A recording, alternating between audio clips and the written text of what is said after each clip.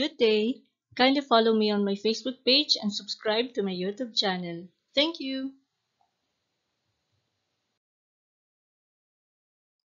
In this video, for Grade 7 Mathematics, pag-uusapan natin ang tungkol sa angle relationships formed by parallel lines cut by a transversal. Pero bago yun, ano nga ba ang transversal o transversal line? Kapag sinabing transversal line, it is a line that intersects two or more lines at different points. So, halimbawa, meron tayong parallel lines wherein we have the line X and the line Y. So, kapag sinabing transversal line, ito yung isang line na magi-intersect sa dalawang lines sa different points. So, kung mapapansin nyo, meron tayong another line which is the line A, which is this red line. So, ang line A natin, ito yung tinatawag nating transversal line, wherein nag-intersect siya sa dalawang points, sa dalawang lines, pero sa magkaibang point. So, katulad dito sa line X, nandito siya sa point na ito, and then dito naman sa line Y ay sa ibang points naman. So, hindi sila dito sa magkatapat o magkatulad na points nag-intersect. So, iyan yung tinatawag nating transversal line. Okay, so meron tayong tinatawag na linear pair of angles. First is the corresponding angles. These are the pair of non-adjacent interior and exterior angles on the same side of a transversal. So halimbawa meron tayong transversal line or two lines cut by a transversal. Kapag sinabing corresponding angles, iyon yung pares, kasi sabi dyan pair, pares ng hindi magkatabi na interior at exterior angle pero magkatulad ng side sa transversal. So kapag sinabing corresponding angles, same side sila pero hindi sila magkatabi. So kapag sinabing same side, ito yon tulad ng side. So ang corresponding angles dito ay, o ang isang pares ng corresponding angles ay ito. So hindi sila magkatabi pero isa silang pares wherein pares sila ng non-adjacent na interior at exterior. Kapag sinabing interior at exterior angles, interior, angle na nasa loob, exterior, angle na nasa labas. Pero nasa same side sila ng transversal. Another pair of corresponding angles is this one. Another pair is this one. And the last pair of corresponding angles is this one. So, kapag sinabing corresponding angles, kung ano ang sukat nito ng exterior angle, iyon din ang sukat nito since same side sila. And then another, kung ano ang sukat nito, iyon din ang sukat ng exterior angle na ito. Next is the alternate interior angles. These are the pair of non-adjacent interior angles on opposite sides of a transversal. So, kapag naman sinabing alternate interior angles, kapag sinabing alternate, hindi sila magkatabi. Alternate, salitan. So, isang pares ng alternate interior angles ay ito. So, alternate interior, kung ano ang sukat dito, ganon din ang sukat dito. Another is this one. So, since interior sila, o ito ay halimbawa din ng alternate interior angles. Next is the alternate exterior angles. Kapag naman sinabing alternate exterior angles, these are the pair of non-adjacent exterior angles on opposite sides of a transversal. So, kung kanina meron tayong alternate interior, ito naman yung alternate exterior. Ibig sabihin, angles na nasa labas ng transversal. So, ang unang pares ay this one at ito. So, ito yung tinatawag nating alternate exterior since meron tayong angles na nasa labas ng lines. Next is this pair. So, kung ano ang sukat nito, ito din ang sukat ng nandito. Next is the same side interior angles. These are the interior angles on the same side of a transversal. So, kung meron tayong tinatawag na alternate interior, ibig sabihin salitan, katulad nito, meron naman tayong tinatawag na same side interior. Ibig sabihin ng same side, tulad ng side, and then nasa loob, since we are talking about the same side interior. So, katulad nito, ang pares nito ay ito. Another pair is this one and this one. Next is the same side exterior angles. These are the exterior angles on the same side of a transversal. So, kung kanina meron tayong same side interior angles, so ito yung interior angles and then same side, tulad ng side, meron naman tayong tinatawag na same side exterior angles. So, ito yun. So, ang kapartner nito ay ito at ang partner naman ng violet na font is this one. If two parallel lines are cut by a transversal, so we have corresponding angles or congruent. So balikan natin kung ano nga ba ang ibig sabihin ng corresponding angles. So kapag sinabing corresponding angles, katulad ng napag-usapan natin kanina, ito yung same side na interior at exterior angle. Katulad nito. So, kung ano ang sukat nito, ganun din ang sukat dito. So, yun yung tinatawag natin congruent or equal in measure. So, for example, meron tayong two lines cut by a transversal line. So, we have the angles E, F, G, H, I, J, K, and L. So, in this given figure, ano yung corresponding angles? So, again, isang pares ng interior at exterior pero nasa tulad na sign o magkasama sa iisang side. So, these are the angle G is congruent to angle K. So, angle G is congruent to angle K. Iyon yung isa nating pares ng corresponding angles. Another is, angle H is congruent to angle L. Kung ano ang sukat ng angle H, ganun din ang sukat ng angle L. Another, angle E is congruent to angle I. Kung anong sukat ng angle E dito, ganun din ang sukat ng angle I. And the last is angle F is congruent to angle J. Kung anong sukat ng F, ganun din ang sukat ng J. At iyon yung tinatawag nating corresponding angles. Next is the alternate interior angles or congruent. So kapag sinabing alternate interior angles, these are the angles na alternate pero parehong nasa interior or nasa loob. So these are the angle G is congruent to angle J. Kung anong sukat ng angle G, ganun din ang sukat ng angle J. Another, angle H is congruent to angle I. Kung ano ang sukat ng angle H, ganun din ang sukat ng angle I. At iyon yung tinatawag nating alternate interior angles. Next is the alternate exterior angles or congruent. Ibig sabihin, tulad ng sukat. So again, ito, balikan natin yung napag-usapan natin kanina, alternate exterior angles. Ito yung unang pares. At ito naman yung pangalawang pares. So, ano yung mga angles or alternate exterior angles dito sa ating given figure? Angle E is congruent to angle L. So, pareho silang exterior angles and then alternate. So, ito yung tinatawag nating alternate exterior angles. So, kung anong sukat ng angle E, ganun din ang sukat ng angle L. And another alternate exterior angles is angle F is congruent to angle K. Next is the same side interior angles or supplementary. So, balikan natin yung natutunan natin ng mga nakaraang lesson or mga nakaraang videos. So, kapag sinabing supplementary, ibig sabihin, ang total ng kanilang measure ay 180 degrees or nag-form sila ng straight line. Ano yung same side interior angles? So, kapag sinabing same side interior angles, dalawang interior angles na nasa tulad na side. So, ano yung angles na yon? At ang magkatabi na angles daw na yon ay may total na 180 degrees or supplementary. So, those angles are angle G plus angle I is equal to 180 degrees.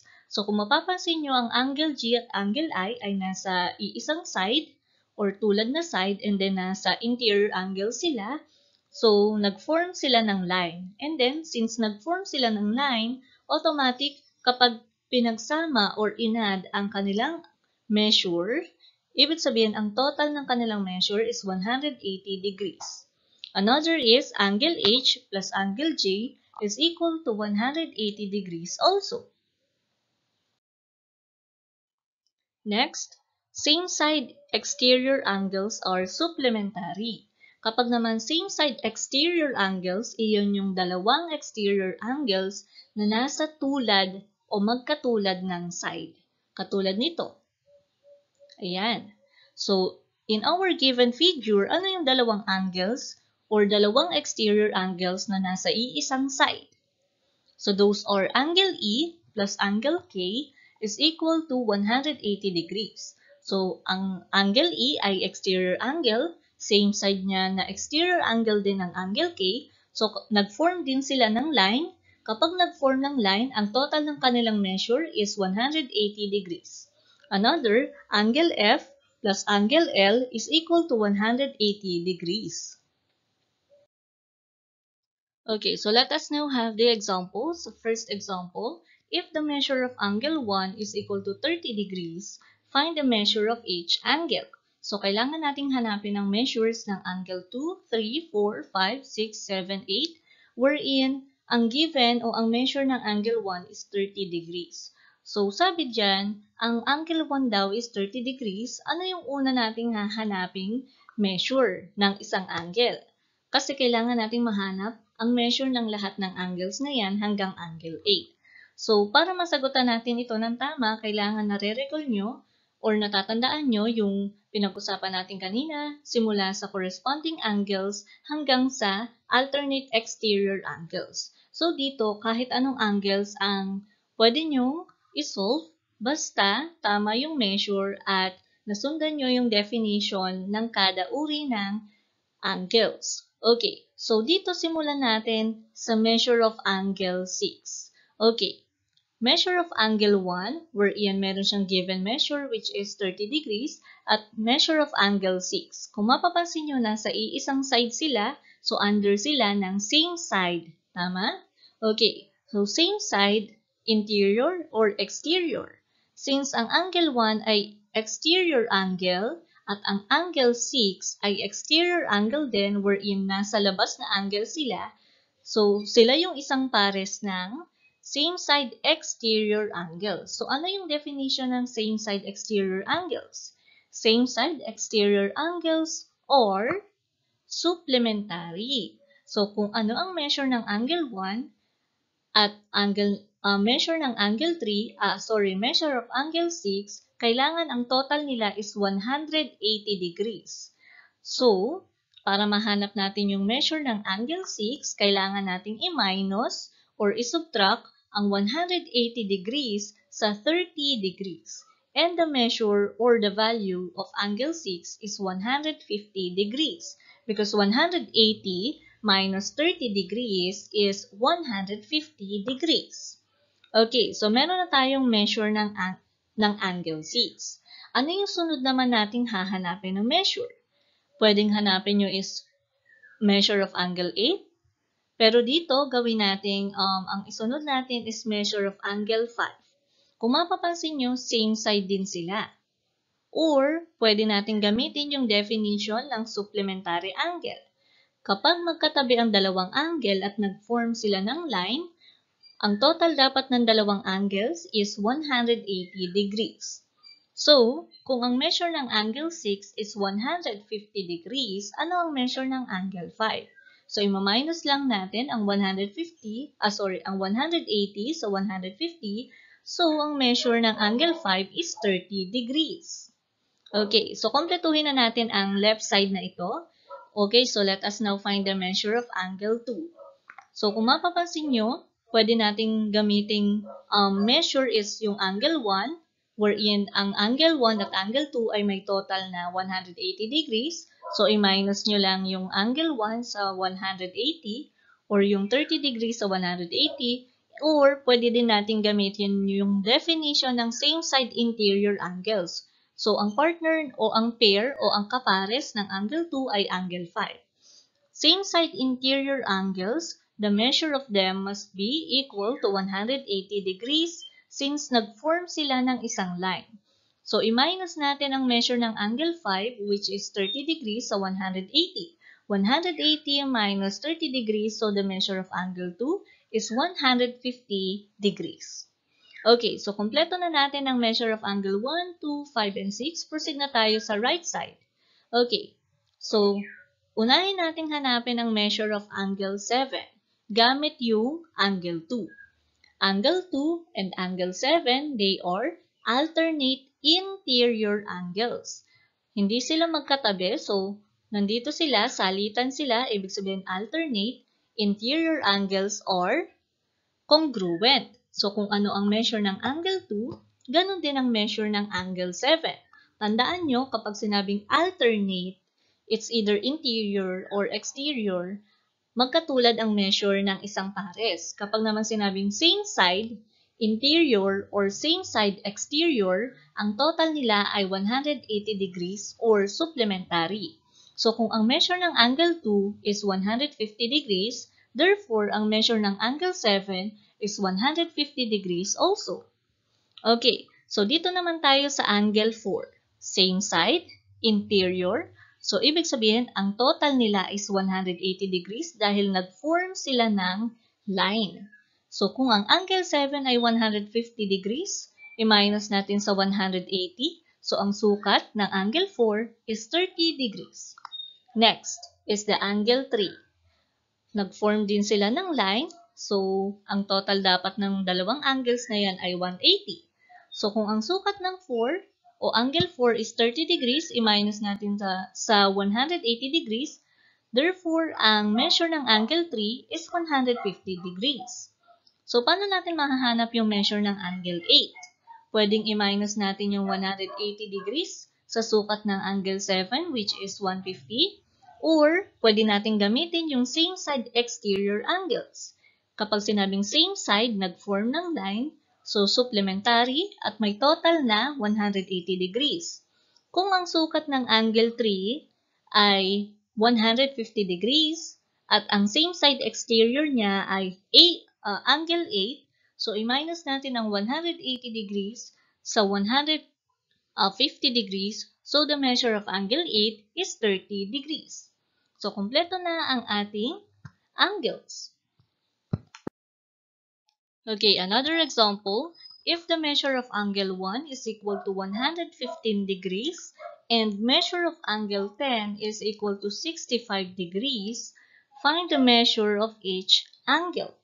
So, dito muna tayo sa side na ito, na kung saan meron tayong given measure ng angle 1 which is equal to 115 degrees.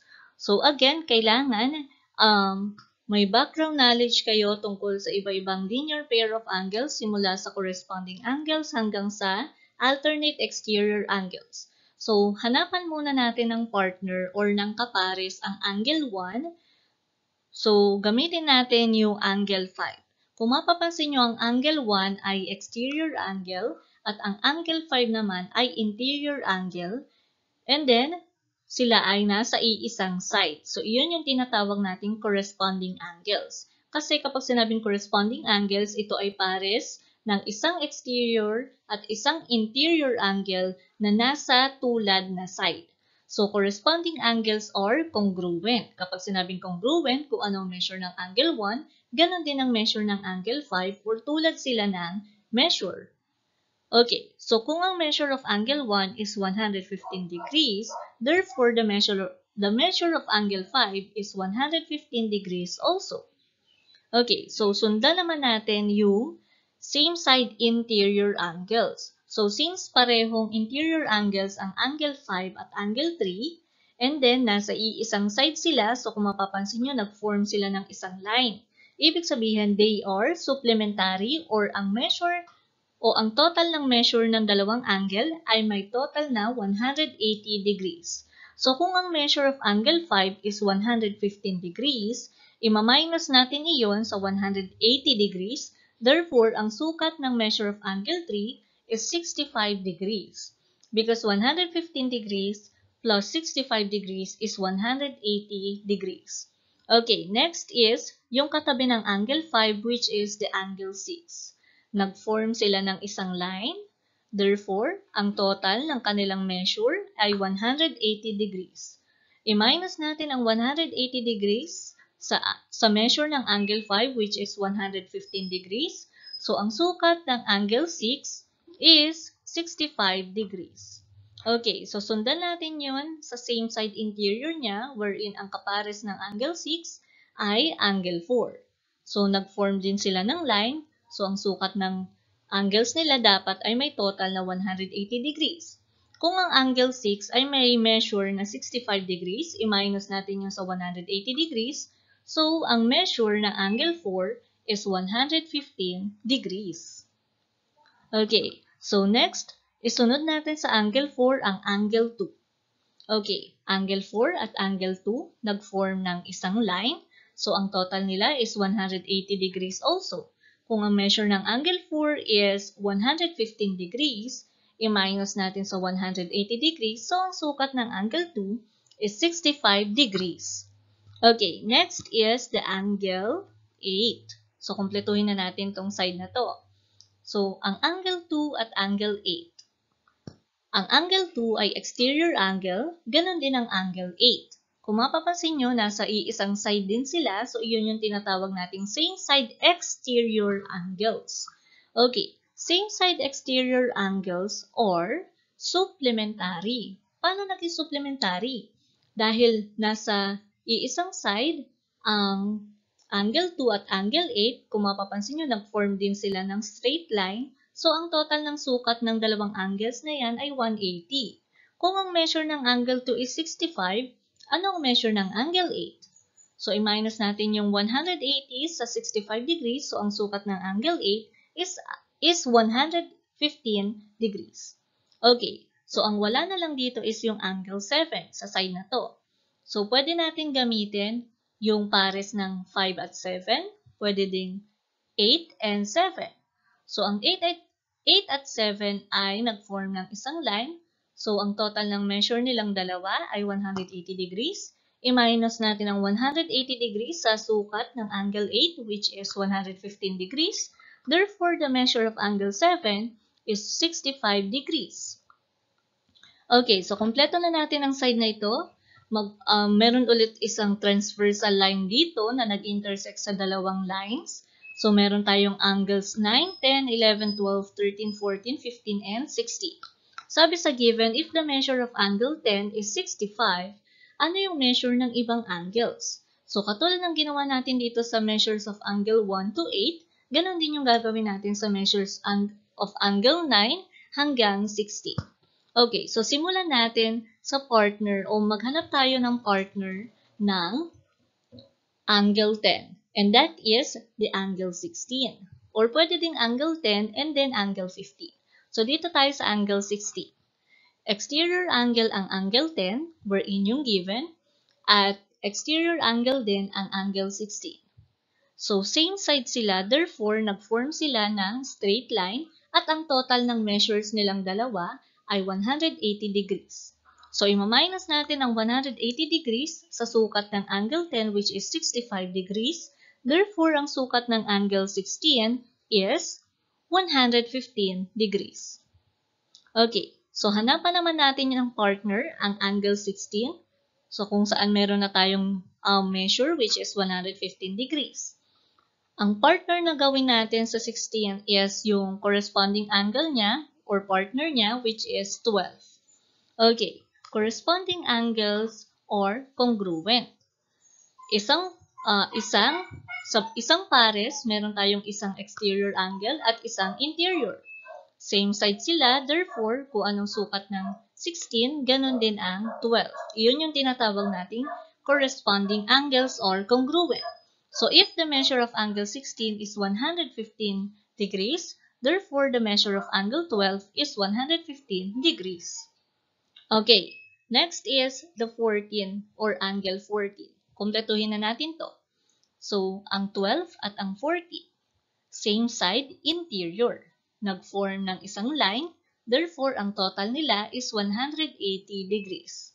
Kung ang sukat ng angle 12 is 115 degrees, ano yung sukat ng angle 14? So, i-minus lang natin ulit ang 180 degrees sa 115. Therefore, ang sukat ng angle 14 is 65 degrees. Okay. Next is the angle 11. So, natapos tayo dito sa angle 14. Angle 11, alternate interior. Alternate interior angles are congruent. Kung ano ang sukat ng angle 14, ganun din ang sukat ng angle 11. So, kung ang measure of angle 14 is equal to 65 degrees, therefore, the measure of angle 11 is 65 degrees also.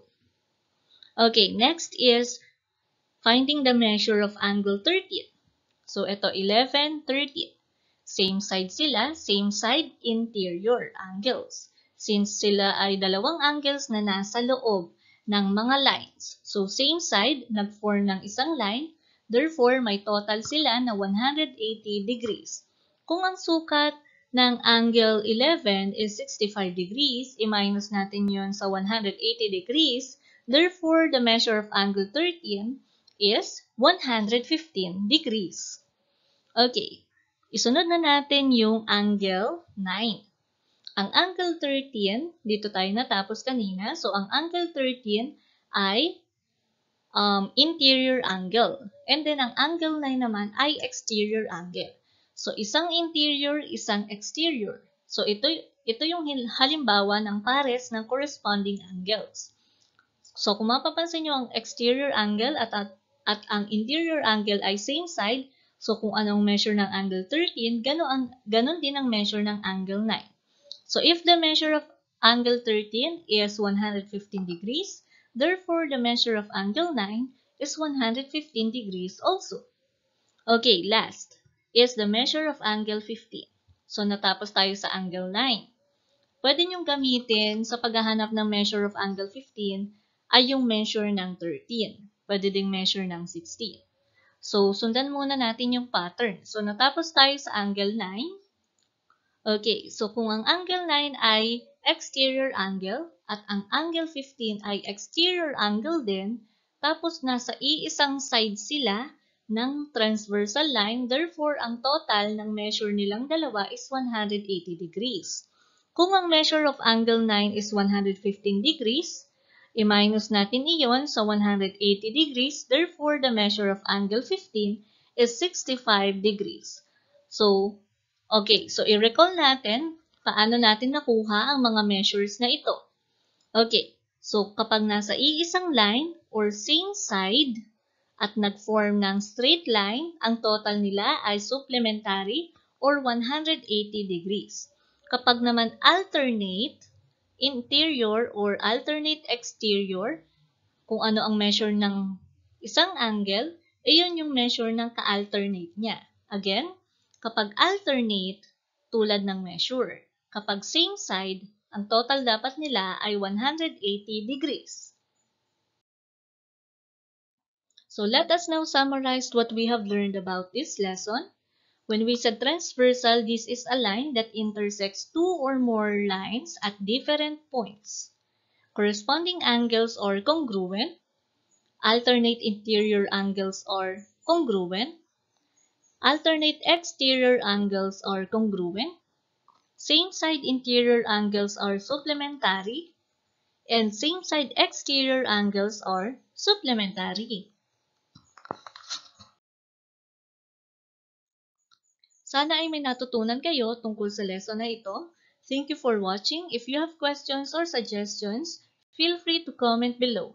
Enjoy learning mathematics. God bless us all!